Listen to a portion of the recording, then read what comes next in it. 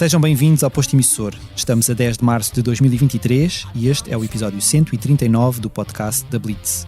O meu nome é Mário Rui Vieira e recebo esta semana uma nova ilustre convidada nos nossos estúdios em Paços de Arcos. O fado já lhe corria no sangue antes de vir ao mundo.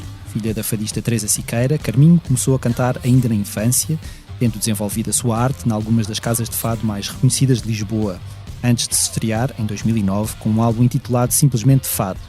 De lá para cá, recebeu variados galardões e distinções, viu os seus discos serem agraciados com múltiplas platinas, percorreu o mundo a cantar e cruzou-se com ídolos como Chico Buarque, Carlos do Carmo ou Caetano Veloso. Pelo caminho, aventurou-se por outros géneros musicais, ao assinar colaborações com nomes tão dispares quanto Pablo Alborán, HMB ou, mais recentemente, Bárbara Bandeira. Recebemos-la de novo no Posto Emissor, no momento em que acaba de editar um novo álbum, Portuguesa. Olá, Carminho. Olá, Mário. Obrigado por teres aceitado o nosso convite para estar aqui. Novamente, muitos episódios depois do primeiro. É verdade. Foste uma das nossas primeiras convidadas. Foi o quê? Foi a quinta? Foste a quinta convidada, exatamente. Estavas-me a dizer há bocado eu.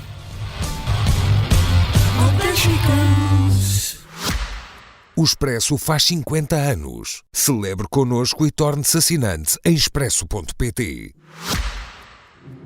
As praias desertas que eu vi nascer são horas tão certas do meu crescer.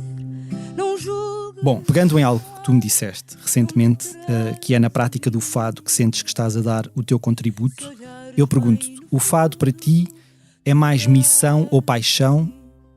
Como é que tu equilibras estas duas facetas? O fado, para mim, é paixão. Que eu não me sinto impelida quer dizer, eu não tenho uma missão com o fado.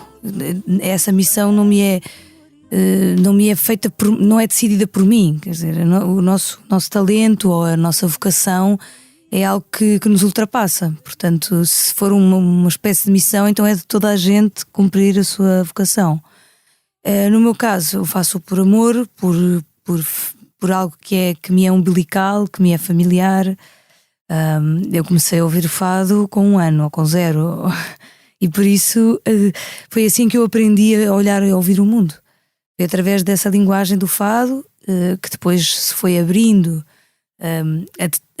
às múltiplas experiências que fui tendo ao longo da vida.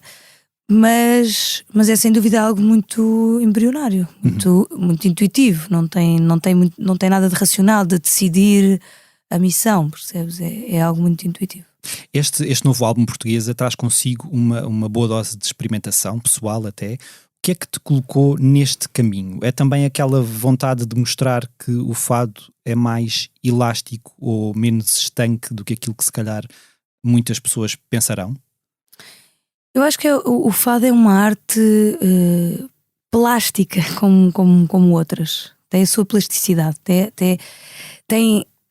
É uma linguagem, uma língua através da qual eu comunico, com a qual eu sinto que posso expressar certos lugares de mim que não consigo na fala, ou através da escrita, ou através de outras linguagens, e que é viva.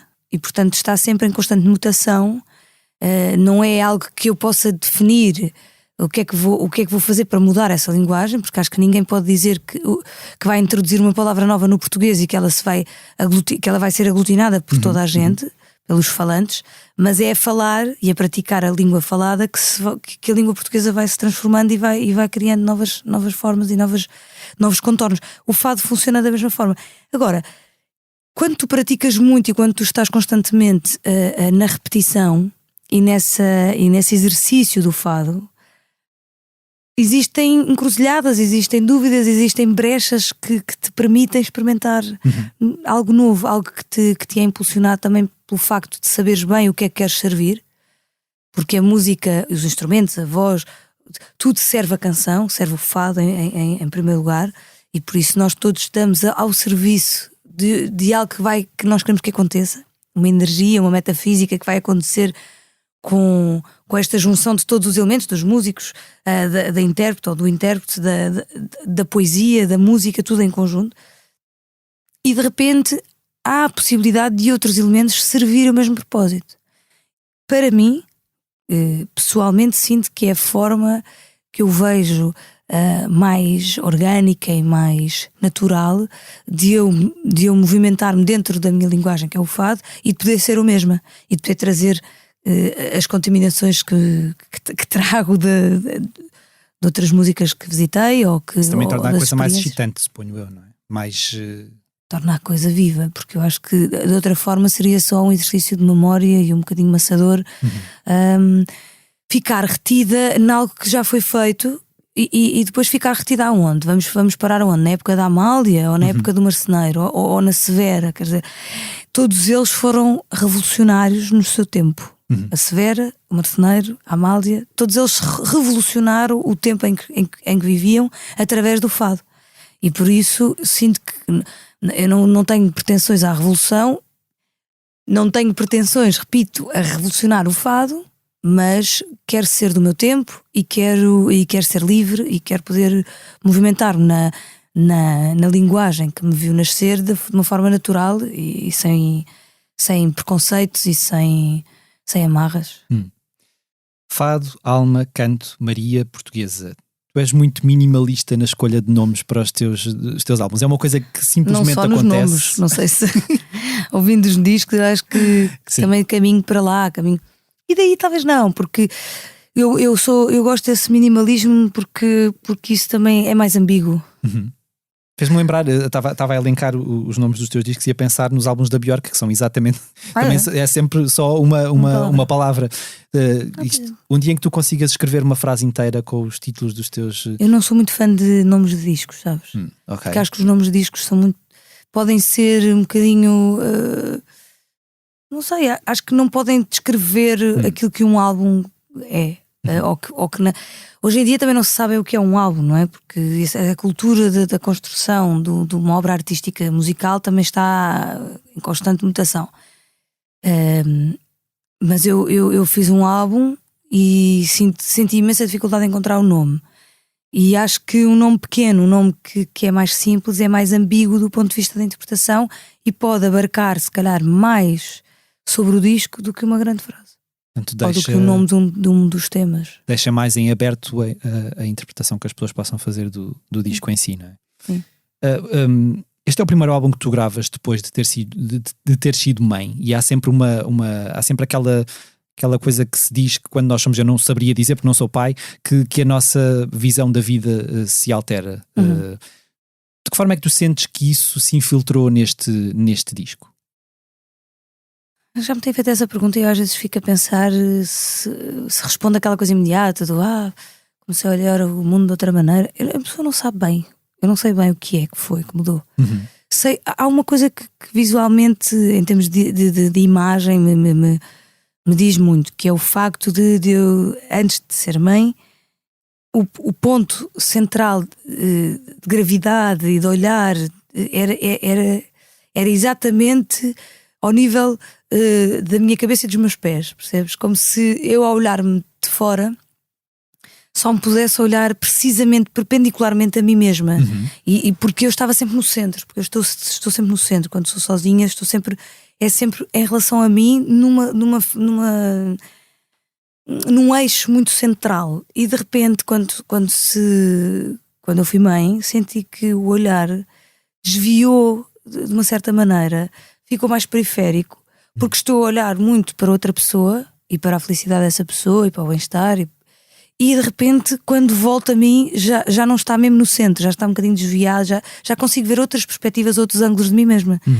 E isso ensina-me coisas sobre mim e é um bom material de trabalho para continuar, porque eu acho que o que me faz ser uma fonte inesgotável, porque eu sinto isso, sinto que há qualquer coisa que jorra inesgotavelmente dentro de mim. Eu não sinto medo nenhum de me ter acabado e de sentir que este é o meu melhor disco, como sinto sempre, mas é porque a pessoa tenta melhorar-se. Mas não sinto aquele medo e agora o que é que eu vou fazer depois? Porque esse medo vem quando estou no processo de um novo disco, há um deserto, mas eu sei que está lá qualquer coisa. E esse processo de fonte inesgotável, eu acho que vem do facto de estarmos sempre a ser alimentados com o que a vida nos traz, com essa imprevisibilidade, com essa ideia de que não podemos antever o que poderá ser a transformação do nascimento de um filho. Mesmo depois de ele ter nascido, ainda não sei explicar o que isso é. Eu ainda estou a ter frutos de uma viagem que fiz há mais de 15 anos e que me transformou imenso e que continua a ser fonte. Portanto, não te sei responder à pergunta, mas sei que alguma coisa aconteceu. E tu sentiste alguma diferença na tua voz, por exemplo? Eu estava a ouvir este disco e obviamente quando ouves este disco e ouves o fado ou um disco mais antigo, notas uma diferença. Eu de fora noto uma diferença, mas ouvindo o Maria e ouvindo o Portuguesa, eu também noto uma diferença. Eu também noto. E imensa gente já me perguntou sobre isso, sobre como é que eu olhava para os primeiros discos, que relação é que tinha com a voz, em particular. É uma aceitação, é uma forma também de reconheceres que te vais transformando. Claro. Não conta só perceber que te vais transformando com aquilo que está a acontecer de novo no que estás a fazer, mas também te das conta, e também é gratificante olhar para trás e perceber que não tinhas percebido, mas mudaste tanto. E que é um bocadinho como uma fotografia antiga de uma outra época, que de repente percebes que afinal tinhas outra fisionomia, outro cabelo, outra roupa, e que na altura era tudo natural e que agora continuas a ser natural naquilo que vestes e naquilo que és agora. Só que já não é igual. Portanto, aquilo foi o melhor de mim. Ali, lá nesse tempo, à data, com as condições que tinha, com as oportunidades que tive. E sinto que agora também. Há um tema que é o segundo single deste álbum, Praias Desertas, que tu escreveste enquanto estavas a dar de comer ao teu filho. É esta a canção. Ai, meu Deus. O que é que te levou, que sentimento é que te empurrou para o verso "A praia deserta é a tua mão"? Eu fiquei um bocado arrependida de ter contado esta história no primeiro momento, porque... Já contaste e está cá fora. Está bem, tens razão. Fair enough. Então, porquê que eu fiquei arrependida? Só por uma razão, porque acho que as canções são das pessoas, não são minhas só. E quando eu limito muito a história, e quando limito muito aquilo que senti, que pensei, não sei o que, quando fiz, acho que perde. A pessoa fica a olhar para aquela canção de uma forma diferente. Talvez, se fique condicionada, não possa sonhar além disso. Mas pronto. Senti... Isto foi feito numa altura bastante estranha da nossa vida, que foi aquela pandemia e aquele momento em que tínhamos que ficar em casa e que sentimos e que descobrimos muitas coisas diferentes sobre nós. E uma das coisas que realizei de repente foi que eu tenho uma fé e sinto-me bastante conectada com algo que eu não consigo ver e que consigo sentir. E sempre me foi relativamente atraente procurar por alguém, ou procurar por pessoas que já não estão cá ou que nunca cá estiveram, não sei. Há bastante essa relação com a minha fé, em Deus e também nas pessoas que deixaram a minha vida e que já não estão cá. Mas nunca tinha percebido ou nunca tinha realizado o caminho inverso, que era: será que alguém vai procurar por mim no momento em que eu já não estiver cá? E onde é que ela me pode encontrar? Não sei. Foi assim uma ideia bastante espiritual, e a mão, quer dizer, é quase como se desse uma pista de que não vai ser assim tão difícil encontrar-me, porque eu vou estar sempre presente, não é? Sim. Tu dizes que o Alfredo Marceneiro te deu à distância temporal um empurrão neste disco para investires mais na criação de um repertório próprio. O Alfredo Marceneiro, a figura do Alfredo Marceneiro passou a ser mais importante neste disco? Não, sempre foi. Só o quis destacar de alguma maneira, e então acabou por ser o princípio do disco e fazer essa parceria com ele, não é? Porque o Fado tem esta possibilidade maravilhosa de, estando dentro dos cânones, nós podemos ser parceiros de composição com o Alfredo Marceneiro, ou com a Amália, ou com artistas que compuseram e já não estão cá. Portanto, olha, para essa praia deserta também me trouxe imenso essa ideia de onde é que eu te posso procurar. E é algo muito, muito inspirador e muito gratificante pensar que artistas como o Alfredo Marceneiro construam o seu próprio repertório. O fado é muito composto por clássicos e por standards, vamos chamar assim, mas que de alguma maneira, só mais recentemente, e numa conversa com o Rui Vieira Neto também falávamos um pouco sobre isso, que antigamente, na altura do Alfredo Marceneiro, não era nada normal um fadista cantar o mesmo fado que outro, nem à distância do tempo. Ou seja, se pegava numa música do fado, punha-lhe sempre outra letra, ou vice-versa, podia pegar num poema popular e de umas palavras que estavam no fado Margarida e passar para outro fado com a mesma estrutura poética. E isso, ele até me contou uma história engraçada, que houve uma altura em que a Maria Teresa Noronha quis gravar a Rosa Enjeitada, que era de Hermínia Silva, então pediu-lhe autorização e ela disse que houve assim uma deontologia muito bonita entre as duas, em que houve a cedência dessa possibilidade, e claro, agradeceram mutuamente, havia assim algo muito cerimonioso e muito bonito ao mesmo tempo, porque há um respeito muito grande pela carreira e pelo trabalho de ambas e de todos. E que a partir daí também se começou então a cantar os fados uns dos outros. Depois apareceu aquele costume muito bonito também, que também já tem vindo a desaparecer, mas que também já não faz muito sentido, enfim, não sei. Que era quando estava um fadista presente na sala, se outro queria cantar o fado que esse já cantava, pedia-lhe autorização, mesmo que fosse só a parte musical em questão, mesmo que fosse com outro poema. E havia essa interação de alguma maneira cerimoniosa, mas ao mesmo tempo bonita, porque nos punha a pensar sobre a seriedade e o quão sério seria apresentarmos perante aquele artista ou cantar aquele fado em determinado fado ou assim.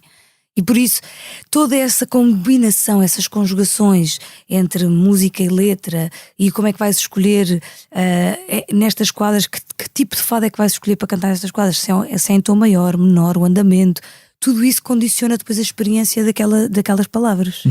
E por isso essas conjugações são por si só a prática do fado. Não precisas de escrever e compor para estares a criar um novo repertório, basta que sejas crítico e que sejas reflexivo sobre aquilo que vais cantar e que talvez questiones e baralhes um bocadinho aquilo que já está pré-definido e que outros já fizeram, deixaram feito e bem feito.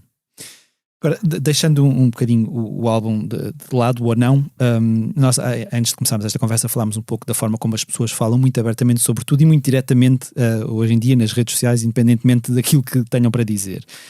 E eu fiz uma entrevista há pouco tempo para o Expresso, e quando partilhei essa entrevista, alguém escreveu nos comentários que eu...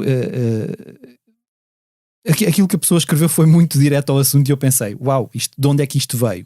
E disse, é fria, técnica e distante a cantar.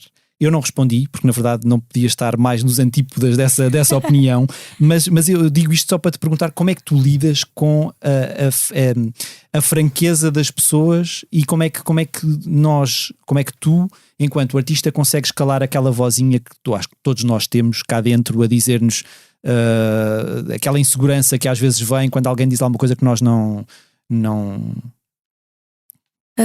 Como é que é de dizer isto? Não sei, não é assim tão frequente, sabes? Eu não estou muito disposta não estou muito exposta a hatings. Ou seja, esta frase pode ser mal interpretada, porque não estou muito disposta a hatings, estou tão exposta como qualquer artista. Todos, certo. Mas eu não recebo esse hating. Tipo, essa mensagem não me chegou. Percebes? E eu acho que as pessoas não é porque essa pessoa tem essa opinião que eu me vou sentir fria, distante e claro, técnica. Claro. Por acaso técnica até me sinto, mas e distante quer dizer, às vezes essa questão da proximidade é que responde a esta pergunta toda, não é? Hoje em dia os artistas estão muito expostos, porque de facto o mundo mudou bastante, porque os meios de comunicação e os canais que nós temos para poder partilhar aquilo que fazemos tornaram-se muito invasivos e muito a obrigar uma permanência, a uma como é que se diz, manutenção muito, muito constante, porque senão perdes engagement, porque senão perdes as pessoas que estavam atentas ao teu trabalho. Depois já não é o teu trabalho que gera o engagement, claro. Porque o teu trabalho não gera likes, só gera a tua vida. E olha, eu desde muito cedo que foi muito claro, tu também há muitos anos que me entrevistas e sabes bem que não é nada pensado ou que não é nada muito calculado como uma estratégia. É a minha natureza, a minha personalidade é mais reservada.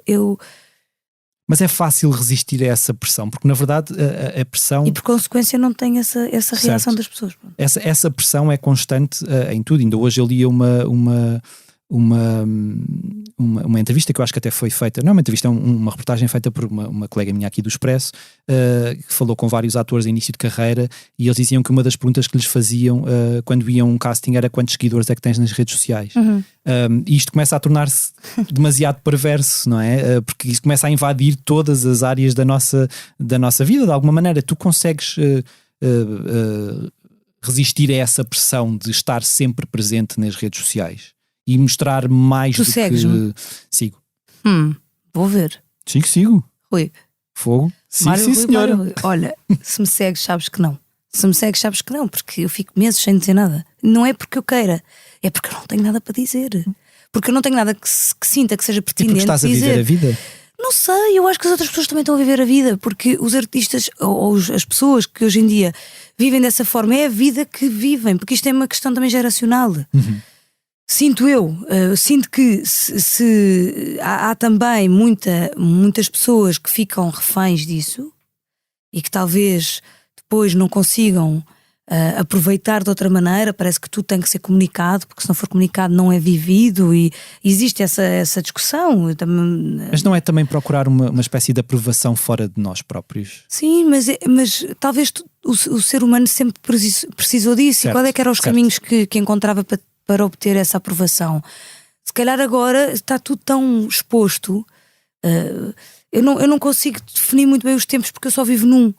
E esta coisa é para os antropólogos e para os sociólogos, eles é que têm que analisar a linha do tempo e perceber o que é que mudou entre gerações, porque eu não consigo dizer que agora há mais pessoas insatisfeitas do que antes. Não sei. O que eu sei é que eu estabeleço limites dentro de mim e para fora para a minha felicidade. E eu sinto que a minha felicidade passa por aceitar-me como eu sou, passa por fazer o trabalho que eu tenho a fazer, independentemente se as pessoas gostam ou se não gostam, porque ele é sincero, porque ele vem do meu coração, porque ele vem de sabe-se lá de onde. Não tenho que justificar isso a ninguém, acho eu. Acho que só tenho que o fazer, e correndo o risco de não ter ouvintes, percebes? Eu acho que essa é que é a questão, é que eu, como também não estou a obrigar, não estou a apontar uma espada atrás das costas das pessoas para me ouvir, eu também acho que não estou a exigir que as pessoas gostem. Ou não preciso que as pessoas me exijam a mim que eu faça aquilo que elas querem ouvir. Claro. Não é? E isso tem que ser uma luta, não há lutas, mas tem que ser um equilíbrio entre as pessoas, tem que ser um equilíbrio justo. O que eu sinto é que há pouco bom senso. Hoje em dia cada vez há menos bom senso, porque há menos tempo de reflexão entre aquilo que a pessoa pensa e aquilo que a pessoa escreve. Completamente. Antigamente, para fazer um reparo no jornal para determinado artista, a pessoa tinha que se dirigir ao jornal, mandar uma carta, talvez até registada, para chegar ao Expresso, não é? E pedir por favor para fazer uma errata ou para fazer um comentário. Isso, quanto muito, passava por um crivo, passava por um filtro que talvez pudesse ser mais ou menos Sim, hoje em dia a linha é direta, abusivo, não é? porque eu acho que também existe esse equilíbrio, que hoje em dia as pessoas são livres mesmo de poder falar, e eu agora não estou a dizer que havia abuso nessa questão, mas antigamente se calhar a pessoa não podia dizer o que queria, por variedíssimas razões, sim. Não falando em nenhum tipo de abuso, mas a questão é que agora também não existe bom senso. E quer dizer, e vamos lá ver uma coisa. O que é que a pessoa que descreve que eu sou fria, que sou técnica e distante, descreve? O que é que qual é o objetivo? Percebes? Eu depois também fico a pensar nestas questões quando me perguntam. Eu não sei se ela tem uma leve esperança de que eu venha a ser mais quente e mais Ou se é doce. só dizer porque... Não sei, se existe essa leve esperança, até se calhar até é digno, porque eu não vou fazer isso, porque eu não me sinto isso, não sinto que haja essa mudança a fazer, mas podia haver, não sei, e se calhar em determinado momento há alguns comentários que podem ser até, na cabeça dessas pessoas, uma vontade de alguma coisa mudar. Pode ser um comentário construtivo na cabeça delas. Na cabeça delas. É porque a maior parte não vejo como. É porque esse até tem assim uma ideia, um ideal de a Carminho se tornar mais doce, mais. Que eu sinto-me doce, mas se calhar posso adocicar ainda um pouco mais, se quiserem. Mas enfim, há outros comentários que simplesmente, na minha percepção, eu não consigo ver rigorosamente nenhum fruto positivo, nem me pondo na perspectiva da pessoa que escreve. Portanto, há realmente coisas que são difíceis de compreender. Mas eu nunca as tive que ouvir. Quando eu estive contigo em estúdio no ano passado para acompanhar as gravações deste disco, tu disseste uma coisa que eu achei muito bonita, que a tristeza é um lume muito criativo, é um dos sentimentos mais dinâmicos, porque há qualquer coisa em ti que te faz querer sair. Tu és uma pessoa que tendencialmente olha para o copo meio cheio ou para o copo meio vazio? Depende. Depende da situação, Depende da do momento. situação, depende do tempo que tenho de processamento mental. Porque essa coisa não acontece só às pessoas que estão a escrever na internet, não é? Claro. Também nos acontece a nós. Claro. Que às vezes há pouco tempo para pensar e para refletir num copo meio. Lá está. Sinto que sou bastante obstinada, determinada e estou sempre a tentar perceber o que é que está a faltar para fazer melhor. Portanto, posso dizer que talvez nessa pergunta tenha que escolher olho para o copo um bocadinho mais vazio.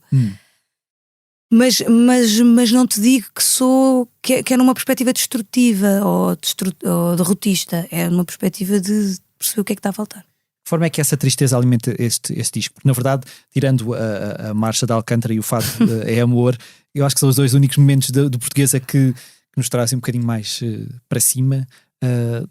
Nem todos os outros são tristes, percebes? Há muita coisa que fala sobre outro tipo de sentimentos que não tem a ver com a tristeza. Sim, isto também é esta mania de é tudo alegria ou tudo tristeza e não pensar no que está no meio, não é obviamente uma boa forma não é, porque de ver o mundo. Porque o fado ainda por cima trata a vida e as pessoas realmente é uma expressão artística e musical muito mais melancólica do que propriamente festiva. Isso podemos admitir todos que sim. A melancolia e esses sentimentos mais ambíguos, mais recônditos, que têm sempre uma ansiedade são sentimentos que nos causam muitas vezes questionamento e dúvida assim uma ambivalência, uma ideia de angústia que te faz querer percebê-los, que te faz querer desfazer os nós e ficas a perguntar-te e a questionar-te o que é aquilo. Eu não sei se a pessoa também, não é? Eu não sei se a pessoa fica assim quando está alegre, quando está numa festa, se fica ali muito pensativa para tentar perceber e desfazer o nó daquela alegria. Não, vive-a e amanhã já está à espera que ela venha outra vez. E se calhar, se tiver que descrever um amigo, se tiveres que descrever uma festa, tu vais a uma festa. Sim. Pronto. E nessa festa pode acontecer duas coisas. Pode correr muito bem, te divertir, estás com os teus amigos, ou pode correr muito mal, sei lá, zangas-te com uma pessoa e aquilo corre mal. Quando vais no dia seguinte contar aos teus amigos o que aconteceu na tua festa, tu podes dizer, divertimos imenso, dançámos, não sei o quê, e há uma descrição. Quando falas da tristeza, eu acho que há uma dissecação, há um questionamento, há uma ideia de ver as várias partes e o que é que ele disse, e o que é que ele respondeu, e o que é que foi, e como é que não foi. Portanto, há mais enredo, geralmente. E a busca da luminosidade, há pouco falaste da tua fé, de alguma maneira ajuda-te a procurar essa luz quando estás em momentos mais tristes ou mais difíceis? Sim, posso dizer que sim, posso dizer que é uma presença transversal na minha vida. Não sinto que recorro como uma boia, não é bem uma uma ideia de recorrer, é uma ideia de permanência, de permanecer e de presença. E essa presença está em tudo. E a tua relação com a tua fé foi evoluindo muito ao longo dos anos? Tu sentes que te dá hoje, se calhar, mais alento em determinadas situações, ou que... Acho que, como em tudo, nós precisamos... acho que, como em tudo, assim também, a fé precisa de ser trabalhada, precisa de ser cuidada e ter tempo para a meditação, para perceber como é que tu evoluís. Quando eu ia à catequese, tinha uma espiritualidade, pode-se equivaler a fazer uma equivalência à escolaridade. Tu vais à primeira classe, tens aquela primária, não é? E vais à catequese, por exemplo. No meu caso, há pessoas que têm outro tipo de formação religiosa ou espiritual, e tudo isto, dentro da espiritualidade, há várias formas de se traduzir, mas pode haver uma catequese mais primária, que é aquela que a criança pode entender e que pode compreender, e acho que há uma vontade, a partir de uma certa idade, de tu queres continuar a estudar. Uhum. Tu queres continuar a evoluir na tua escolaridade. E se calhar estudar por ti também, não? Não, claro, e decidir qual é a vertente que queres ter, estás a perceber? Porque até ali se calhar foram os teus pais, a partir de uma certa... Já és tu que escolhes o teu curso, és tu que escolhes qual é a profissão que queres, e também na espiritualidade também és tu que escolhes o caminho e como queres evoluir, ou então podes ficar sempre a fazer as contas da primeira à quarta classe e de como é que aquilo funcionava, se calhar a teres um recorrer a essa espiritualidade mais infantil, ou então tentares perceber que há outros lugares que podem ser preenchidos e que podem ser trabalhados e explorados dentro de ti, que te levam um bocadinho mais longe e que te fazem, muitas vezes tem a ver com o autoconhecimento também, de tu conheceres-te a ti próprio, de tu não desistires de querer encontrar mais qualquer coisa em ti. Mas há muitos, e pensando se calhar no tempo presente que nós vivemos, há muitos desafios que se calhar uma pessoa com fé tem de enfrentar. Falamos de as guerras inexplicáveis que nós vemos no mundo, a fome que haja, tipo, nem sequer estou a falar de uma situação muito específica como os fiéis de católicos que estão a lidar neste momento em Portugal, e não só em Portugal, com uma situação muito, muito particular. Há muita coisa que nos desafia. A tua fé é uma coisa mais vivida de uma forma mais pessoal, independentemente da instituição igreja, ou não? A minha fé é a minha fé, mas a minha fé é uma fé comunitária também. É uma fé que foi aprendida num lugar, e esse lugar é um lugar de vários homens e de pessoas, e não é nada feliz aquilo que se está a viver, se é isso que me estás a perguntar diretamente. Não era só por aí, era mais, obviamente que este é um caso muito específico, mas eu acho que, olhando à nossa volta... Nós não podemos responder, eu acho é que nós não podemos perder a fé. Eu não consigo perder a fé. A minha fé, não consigo perder a fé porque estou horrorizada com coisas que vou sabendo e que acho que são inaceitáveis.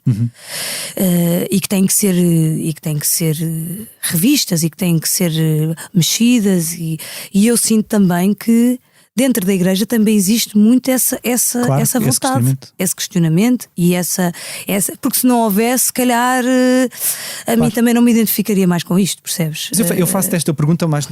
Eu sou uma pessoa que se calhar eu não consigo identificar a minha fé. Eu acredito que tenha fé em alguma coisa, acho que todos nós temos fé em alguma coisa, mas num período da humanidade em que nós olhamos à volta e pensamos, está tudo tão difícil. Tu achas que este período da humanidade é pior do que outros períodos da humanidade? É que eu também não sei. Que nós tínhamos vivido, se calhar.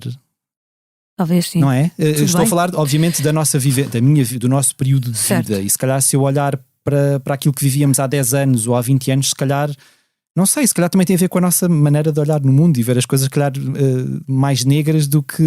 Porque o nosso olhar hoje em dia já é mais cínico até, relativamente àquilo que se passa, não é? A comunicação também mudou muito, mas sim... Olha, não sei, Mário, eu acho que nós também temos esta coisa do com fé eu vou percebes? Sim. Não há muito a fazer, nós temos que tentar traduzir o mundo da melhor maneira, sermos, acho eu, isso também não vou pergoar para mais ninguém, mas para mim, tentar ser o melhor que eu puder ser, com aquilo que me foi dado, com aquilo com os recursos que eu tenho à minha disposição, com o dom que me deram, que eu sinto que me foi dado, o dom de cantar e de comunicar e de performar. Muitas dessas qualidades que eu tenho o orgulho e o privilégio de ter, pegar nelas e também na oportunidade no país, na cultura que tenho, e fazer o melhor que eu puder. E se puder ainda tentar, com um olhar vivo e energético, tentar expandir isso para chegar mesmo às pessoas, para chegar às pessoas que precisam, que sofrem, que nós temos gestos com os outros, com a pessoa que está ao nosso lado, com o nosso vizinho, porque isso é o primeiro passo para nós conseguirmos depois também ajudar, se calhar, a pessoa que não nos conhece, mas que nos pede, e isso ser uma espécie de cadeia. Mas esse é aquilo que nós podemos fazer, nós não podemos controlar o resto. E a fé não é algo que me podem tirar porque o mundo está a sofrer ou porque há uma guerra. Não aconteceu isso. Ou porque a igreja está a passar por um momento dramático. Não consegui perder a fé, nem quis, mas também não tentei, percebes? Claro. Não, é algo que me atravessa. Mesmo que tentasses, não conseguias, não é uma coisa que está. E eu acredito na humanidade, percebes? Eu acredito nas pessoas. Também acredito que há pessoas que desistem, que não querem, não é? E depois isto é tão difícil de traduzir, é tão difícil de analisar, porque existimos nós, que somos os peões, e depois existem as pessoas que têm o poder, que decidem coisas em nome de massas. E isso depois é difícil jogar esse jogo, porque nós não podemos também pedir às pessoas que sejam o melhor que puderem e que ajudem o próximo e o vizinho e deem no banco alimentar e ajudem as pessoas que passam fome, e depois sentir que as pessoas estão desanimadas porque depois, por uma opção, por uma decisão muito pequenina, muito fácil de ser tomada, nações inteiras sofrem com isso. É muito... Olha, não sou eu que tenho que falar sobre isso, sabes? Não sinto que acho que precisava aqui, se calhar, de muito tempo, não só de conversa, para poder dar uma opinião realmente... Mas não era comigo que deves falar. Acho que eu só posso falar sobre... Não perdi a minha fé. Ainda não. A tua ligação com o mar parece-me sempre me pareceu muito forte. E neste disco há voltas ao Meu Amor Marinheiro, que já tinhas gravado antes. Há obviamente o Praias Desertas, que já falámos. Há o Levo o Meu Barco no Mar, escrita pelo Marcelo Camelo.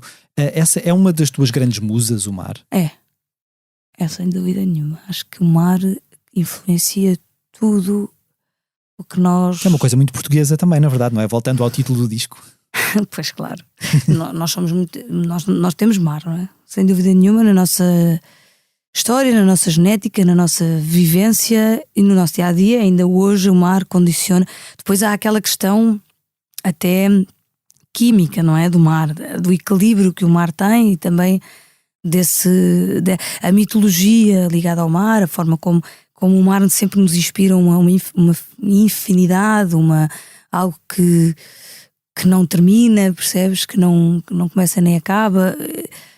Há muita espiritualidade também no mar, porque é um ser que é um ser a que podemos aceder, mas que é o maior ser de todos e que chega a todo o mundo. É assim uma ideia de continuidade e de universalidade. Bem, enfim, mas... Que tem uma ideia muito pacificadora, mas que às vezes também assusta um bocadinho, não é? Quando olhamos para a imensidão porque há o desconhecido, como há dentro de nós. Há assim lugares também muito perversos, muito desconhecidos, muito sombrios. Não digo perversos, mas sombrios, que podem ser assim um bocadinho assustadores. E o mar tem essa ideia que também muitas vezes é a personificação de nós mesmos. E depois, de uma forma mais não sei, mais diária, sinto que a música que é banhada pelo mar, a música dos portos, não é? O Brasil, Cuba, Buenos Aires, Cabo Verde, Esses países e esses povos que têm essas músicas sempre banhadas pelo mar têm tanto em comum, nós temos tanto em comum com eles, musicalmente falando, e em termos dos temas e da forma como eles se expressam e como as pessoas se sentem. Acho que não, é impossível não perceber que o mar tem poder, não é? Falando particularmente da música brasileira, eu acho que todas as vezes que eu te entrevistei acabámos a falar do Brasil de uma forma ou de outra. Como é que tendo crescido a ouvir música do Chico Buarque, do Caetano Veloso, como é que se controla, como é que tu conseguiste controlar, por um lado, o entusiasmo e, por outro lado, o ego, quando de repente tens dois monstros sagrados da música brasileira a colaborar contigo? Como é que tu consegues controlar... O que é que eu vou fazer com isso? Não consegues? A minha questão é, chegaste, de repente estás a gravar com a Caetano Veloso, o que é que dás por ti a pensar em quê? No respeito que tenho por ele, na forma como devo cantar ao lado dele, naquilo que lhe vou dizer. Quando sentas-te numa coisa muito prática para não pensar que estás a cantar com o Caetano Veloso? Não, eu penso que estou a cantar com o Caetano Veloso, sinto-me uma honra enorme e sinto-me super grata, mas eu não vou pegar no Caetano Veloso e levá-lo para casa sem... Ou seja, não há muito que eu possa fazer. Eu acho que não sei o que te responder. Sinto que a única coisa que eu devo fazer é respeitar a privacidade dele, não o usar, porque eu acho que aí, talvez seja aí. O que é que eu podia fazer? Posso usá-lo, sei lá, não sei, agora deixaste-me um bocado sem resposta, mas é a ideia de aproveitares que estás ao lado dele para ti. E uma sensação que eu tenho quando colaborei com pessoas como eles é eu só avanço, eu só me proponho, na medida em que há espaço para isso, em que há liberdade para isso, em que há amizade para isso. A amizade também é respeitar a privacidade do outro. Respeitar que se calhar não sei, olha, coisas práticas. A primeira vez que demorou muito tempo até eu tirar uma fotografia com eles, por exemplo. Não pedia uma fotografia com eles, não fazia isso, não tinha essa mas porque não queria que eles pensassem que eu não os respeitava, não é? Que eu não tinha admiração e respeito por eles. A segunda vez que nós falámos a propósito do álbum Canto, tu falaste muito daquela longa viagem que fizeste e que já há pouco afloraste aqui. Essa viagem terminou no Brasil? Eu já não... Terminou no Brasil. Que imagens é que tu guardas dessa chegada ao Brasil nessa altura? Primeiro guardo a própria chegada, que foi... Eu cheguei ao Brasil a primeira vez na minha vida por mar. Então eu nunca tinha estado no Brasil e comecei a ver num mar imenso, porque aquilo foi Voltamos ao mar. Não, porque a primeira vez que eu fui ao Brasil não foi dessa vez. Ok. Dessa viagem ao mundo. A primeira vez que eu fui ao Brasil foi num cruzeiro. Muitos anos antes de gravar o meu primeiro disco. Eu estava a cantar na mesa de frases e o Pedro Castro disse-me que tinha sido convidado para ir fazer um cruzeiro ao Brasil. Durante o cruzeiro ia fazer 2 noites de fado e precisou de convidar alguns artistas. Então convidou, fui eu, o Pedro Motinho, a Vanessa Alves e o Marco Rodrigues. O Marco tocava viola, bem, foi tão divertido. E nós fomos, o cruzeiro era da terceira idade. Ok. E nós éramos tipo o lado cool daquilo tudo. Estás a ver? E no meio disso também estava lá o Chico da Tasca, como passageiro. Não que tu fosses da terceira idade, Chico, mal de mim. Muito menos na altura. E então aquilo foi muito divertido. Depois foi um sucesso. Depois fizemos mais não sei quantas noites, ganhámos muito mais dinheiro do que estávamos à espera. Estávamos a ser tratados como passageiros e não como crew, porque depois a crew dos cruzeiros lá está num mundo à parte e não pode ir ao Convés, não sei. E nós estávamos assim, parecíamos umas estrelas de cinema dos cruzeiros, parecíamos o Love Boat, estás a ver? Sim. E a primeira vez que eu chego ao Brasil foi por mar, foi num cruzeiro, depois de 16 dias ou 15 dias a atravessar o Atlântico. E por isso, quando falas da primeira vez que eu cheguei ao Brasil, eu lembro-me sempre dessa imagem de começarem a surgir umas ilhas, umas ilhas pequenas, umas redondas, assim como umas arvorezinhas, e não sei o quê, de repente aquilo começar a crescer, e tu entras na Baía de Guanabara de barco. A Marisa Monte é que dizia: você entrou como os seus. E eu, mas calma, vim mais tímida. Exato. Mas ela diz isso com carinho. E pronto, e depois anos mais tarde fui fazer essa viagem que acabou no Rio, e dessa vez já andava eu a mandar o meu disco através de uma rapariga que trabalhava com a Adriana Varjão, que eu conheci com uma amiga de uma amiga que por acaso era sobrinha do Chico Buarque. Ok. E eu mandei-lhe através dela o meu disco e uma carta. E o meu disco, mas eu ainda não tinha disco. Já foi noutra viagem. Não, uma carta, não foi um. Então, tu já nem sabes quantas viagens é que fizeste ao Brasil. Ai não, isso não sei. Mas essas primeiras, agora estou a confundir tudo. Mas essa história eu mandei na esperança dele ouvir no meu primeiro disco. E depois desejei e fiz um brinde com um grande amigo que eu tenho, que é o Ricardo Pereira e a Chica Pereira, que são meus grandes amigos há muitos anos, que viviam no Brasil na altura. E fizemos um brinde e estávamos os três, e ele disse: eu um dia vou ganhar um Oscar e vou ganhar um Oscar com Malkovich, assim, era assim com um ator que ele gostava muito, ou com o William Dafoe, assim. Brindaram. E depois eu um dia vou cantar com o Chico Buarque. E brindámos. Anos mais tarde o Ricardo veio: olha, eu a partir de agora só brindo contigo. Eu só brindo contigo.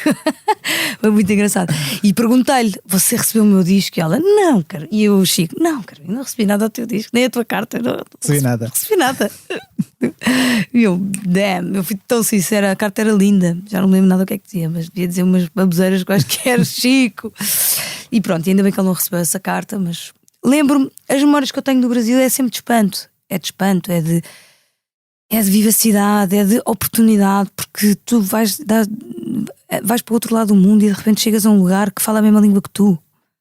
A língua é mesmo um catalisador de muita coisa e um impulsionador da criatividade, porque as pessoas são completamente diferentes, têm outra cultura, têm outro clima, vivem a vida, o dia a dia, a forma como as culturas que têm, a cultura do carnaval, a cultura do, quer dizer, a geografia que tem, a mata, quer dizer, a cultura enraizada, indígena que tem, todas essas influências que eles têm, e depois falam a mesma língua que nós. E nós chegamos e sentimos uma identificação, mas sobretudo eu sinto uma riqueza cultural que posso interpretar, que posso olhar, que me pode inspirar, e eu podendo ser eu mesma, porque a cantar a minha língua é que eu sou eu mesma, mesmo que possa cantar outras línguas, mas é a cantar português que eu me sinto mais. A primeira vez que eu te vi cantar foi ao vivo, foi no espetáculo 45 anos do Carlos do Carmo, no então Pavilhão Atlântico, hoje Altice Arena. Foi o primeiro concerto assim em que tu tiveste uma multidão tão grande à tua frente? Tu nessa altura ainda estavas nas casas de fado? Foi. Isso foi antes do teu primeiro disco? Foi a primeira vez, sim. Talvez sim. Quer dizer, a primeira vez, a multidão depois é relativa, não é? Porque depende da sensação. Quando eras miúda tinhas cantado já. A primeira vez foi no Coliseu, estava esgotado, tinha 3.000 pessoas, e isso foi. Mas também não senti nada, sabes? Senti que tinha os sapatos apertados a parte de contar essa história. Senti só mais tarde é que percebi o que tinha vivido. Com o Carlos do Carmo também é assim, é estar lá do Carlos do Carmo, é ser convidada para poder fazer parte dessa história, desse legado. É um momento muito marcante na minha vida. Tu tinhas, pelas minhas contas, 25 anos quando editaste o teu primeiro disco. Certo. O que é que te fez esperar tanto tempo para tomar essa decisão? Era estar à espera do momento certo? Era esperar pela maturidade certa para fazer aquilo? Ou... Eu não tive como fazer antes. Eu não tinha nada para dar. Não tinha nada para dizer. Não tinha, sabia cantar fados, Sabia bastantes fados, mas eu não tinha nada para dizer. Não tinha parado para pensar o que é que queria dizer. Se calhar até tinha muito para dizer, mas não tinha ainda organizado dentro de mim e percebido o que é que realmente importava dentro de mim para ser dito. E nesse ponto de vista fiquei com medo, porque não basta gravar, tem que se defender, tem que se acreditar, tem que se repetir, tem que se continuar a praticar aquilo que se decidiu.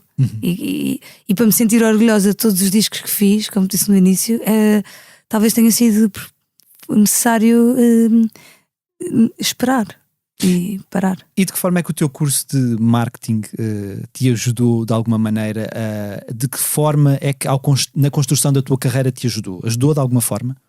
Acho que sim, acho que há uma consciência maior, há uma preocupação com a comunicação, porque uma pessoa pode ser, mas se não parecer o que é, também claro, talvez não seja justo para si mesmo. Não é parecer o que não é, mas parecer o que é também dá trabalho e também é importante, e também tem que haver um cuidado.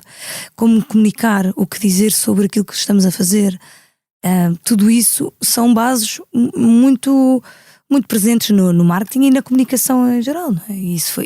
E deixou muitas marcas bastante boas de método, de trabalho, de coisas que me fui apercebendo sem ser preciso dizerem. Agora, encerrando o ciclo e voltando ao Portuguesa, ao álbum, ele já começou a escrever a sua vida no palco. De que forma é que isto está de ser sempre um pouco complicado, porque de repente um álbum ganha uma vida totalmente diferente em palco, não é? Como é que tu convives com essa mudança? É uma mudança desejada, uma mudança que é ansiada, e até que o concerto esteja em pé, que esteja definido, há ali uma angústia, porque as canções já estão prontas, elas já têm a sua vida de alguma maneira com os músicos, com a banda, nós já estamos em ensaios, e o concerto, para ele fluir e para ser uma peça num todo e para ter a intencionalidade que eu pretendo que tenha, demora. E foram tempos também angustiantes e bons por causa disso, porque não há nada que tenha acontecido criativamente na minha vida que não me tenha feito sofrer um bocado. E ainda bem, porque lá está, como falávamos, mas é sem dúvida nenhuma um concerto que acaba por tentar potenciar cada uma das canções. E desenhar a cenografia foi muito gratificante. Já no disco Maria foi muito pensado para que haja também uma experiência visual que leva a sonhar, que leva as pessoas com as canções, os fados.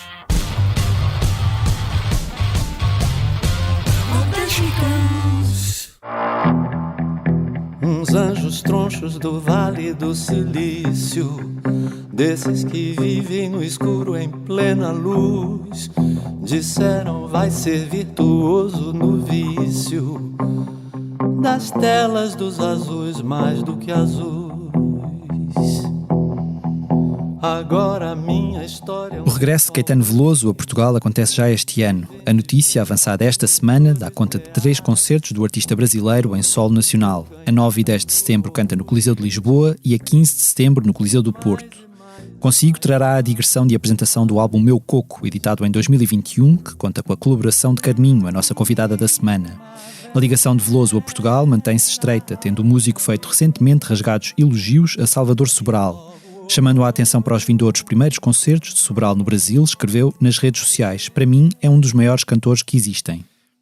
Um dos assuntos inescapáveis da semana é a final do Festival da Canção, que se realiza este sábado. A concurso estarão as 13 canções apuradas nas 2 semifinais, e artistas tão dispares quanto Bárbara Tinoco, Cláudia Pascoal, You Can Twin Charlie Brown, Ivandro da Punk Sportif ou Edmundo Inácio, dado a conhecer no programa de talentos da Voice Portugal.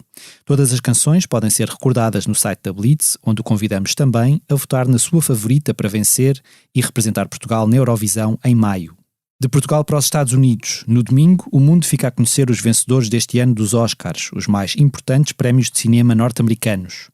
Como sempre, a cerimónia contará com várias atuações musicais, de entre as quais se destacam as de Rihanna, nomeada para o galardão de melhor canção original pelo tema Lift Me Up, da banda sonora do filme Black Panther Wakanda para Sempre, e Lenny Kravitz, que subirá ao palco para musicar o segmento In Memoriam, durante o qual serão recordadas personalidades ligadas à indústria cinematográfica que morreram no último ano. Mas também os músicos Janelle Monáe e Questlove, dos Roots, figuram entre os nomes que passam pelo Dolby Theatre no domingo, tendo sido escolhidos para apresentar e entregar estatuetas douradas.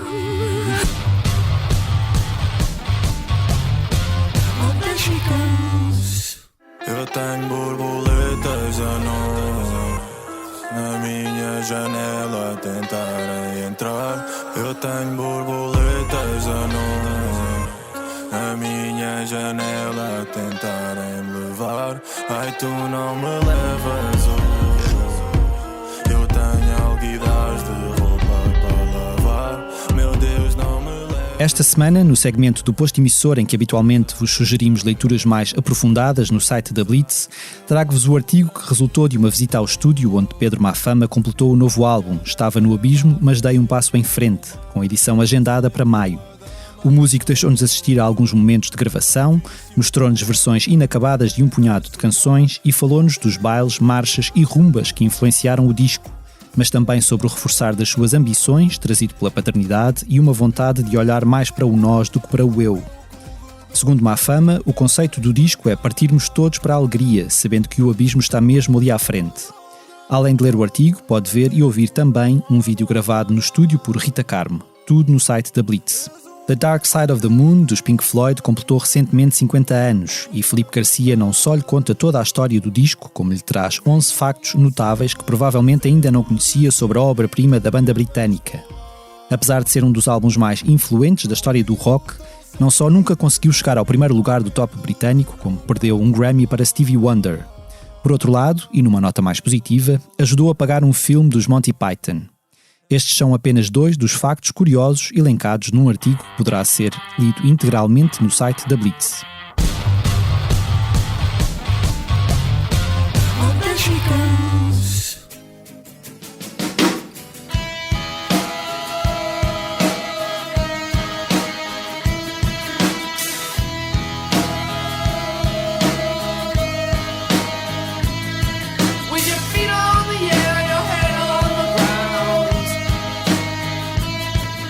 Antes de deixar algumas sugestões de concertos a que poderá assistir nos próximos dias, começo por destacar as vindouras datas de apresentação de Portuguesa, o novo álbum de Carminho, a nossa convidada da semana. Este sábado, 11 de março, atua na Casa Municipal da Cultura de Ceia, a 17 de março canta no Teatro Garcia de Rezende, em Évora, e a 18 de março no Teatro Municipal da Covilhã. Os escoceses Waterboys sobem aos palcos do Coliseu do Porto, esta sexta-feira, 10 de março, e do Casino Estoril, a 11 de março. No mesmo dia, o músico brasileiro Jorge Aragão atua no Hard Club, no Porto, tendo também concerto marcado para o Altice Fórum Braga a 19 de março. Ainda a 10 de março, Rui Veloso toca em formato trio no Teatro das Figuras, em Faro, e Nina Anastasia apresenta-se no Generation, em Braga. Fernando Tordo celebra os 50 anos do clássico Tourada na Casa da Música, no Porto, a 11 de março, mesmo dia em que T-Rex tem concerto no Coliseu do Porto, a Garota Não canta no Teatro Municipal Joaquim Benite, em Almada, e o Estar a Perdida atuam no Lisboa ao vivo. Os norte-americanos Pixies regressam a solo nacional para um concerto no Campo Pequeno, em Lisboa, a 13 de março, trazendo consigo o novo álbum Doggerel.